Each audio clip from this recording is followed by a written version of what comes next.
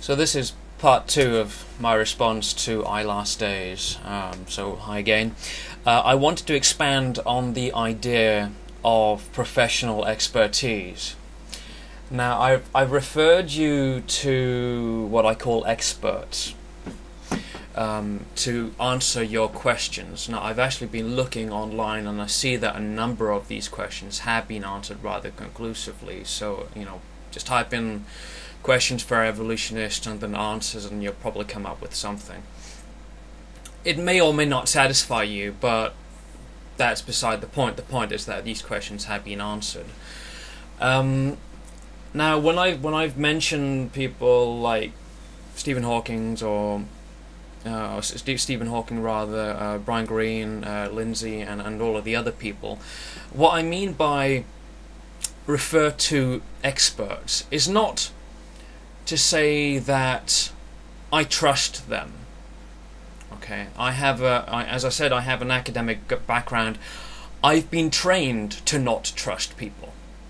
Okay, I've been trained to be skeptical and to question every single thing that I hear. This is why I have such a skeptical attitude, I presume, to theism and to supernatural phenomena. And I think that this is something that you should do too. Now, just because you are able to find a website, Answers in Genesis or whatever, or something written by the Discovery Institute, or maybe one of the YouTube lectures by that rather ghastly man, Kent Hovind, doesn't make it true. And in fact, if you were to find things by Kenneth Miller and other lecturers in the evolutionary camp of this so-called controversy, I don't ask you to accept them either. What I want you to do is to speak with experts, to read books written by the scientific community. Why do you want to do that? Well, the reason is that books published within the scientific community are peer-reviewed. Now, this means that not only has an editor read it to make sure that it makes sense, but it's also been given to other scientists to put it to the test. And this is something that is very seldom done in the creationist side of things. And to my knowledge is never done, in fact. So it really bottles down to this. If your car has a problem, do you take it to a hairdresser? No, of course not. If a city needs a building destroyed, does it go and speak with a computer programmer? No, of course not. If you have an infection, do you go and see a teacher? No, you go and see a doctor. So in each of these cases, you are referred to the expert in that particular field. So it could be an engineer, could be a mechanic, could be a doctor or something like this. So what you need to do is you need to go and speak with people who have expertises in biology, as in the case of some questions, and in physics in the case of others. So there you go, you need to do this. Rather than relying on websites which can easily be falsified. I mean, the perfect example of that is Wikipedia, which is absolutely horrible. The amount of misinformation on that website is insane.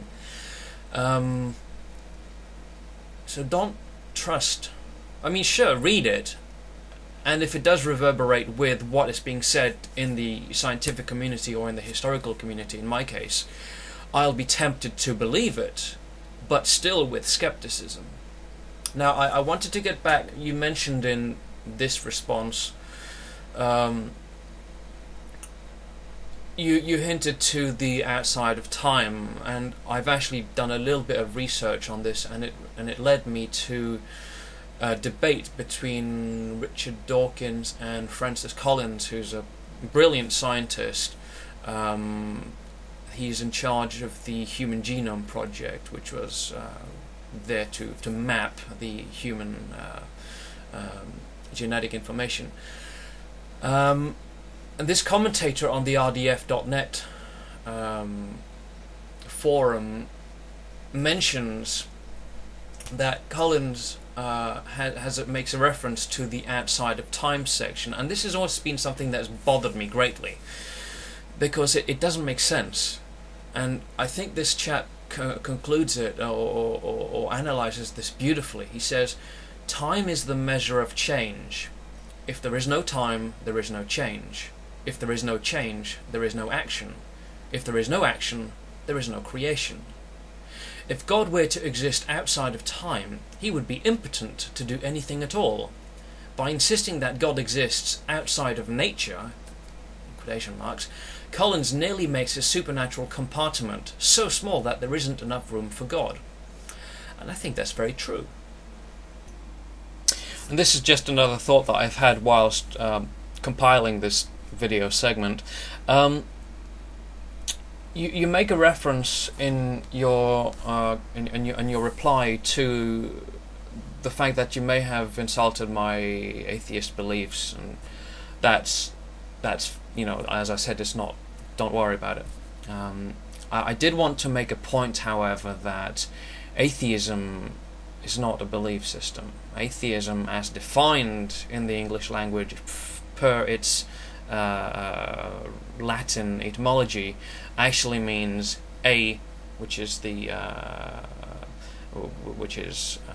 removal of, or the absence of, theism. So when I say I'm an atheist, it means I simply lack theism, and theism is the belief in a god or god. So I don't believe. It's not atheism is not a religion as such. It is just the default position, much like, you know, not believing in fairies. You know, a fairyism, or not believing in Bobo the celestial donkey, would be a Boboism, but it's not a religion as such. So, I mean, I do have what I would consider a religion, because religion simply means, it's from Latin again, etymology there, it's to bring together or to bind. So it's to bring people together as such, and if you want to attribute my religion to something, then it's going to be humanism or secular humanism, and I'm fine with that label. But atheism it's a default position. It isn't something that I believe in. It's just a statement of fact. It's a default position. So yes, a lot of people will categorize atheism as a religion. In fact, I'm rather annoyed by the fact that MySpace labels it as such, but it really isn't. The similarities between me and another atheist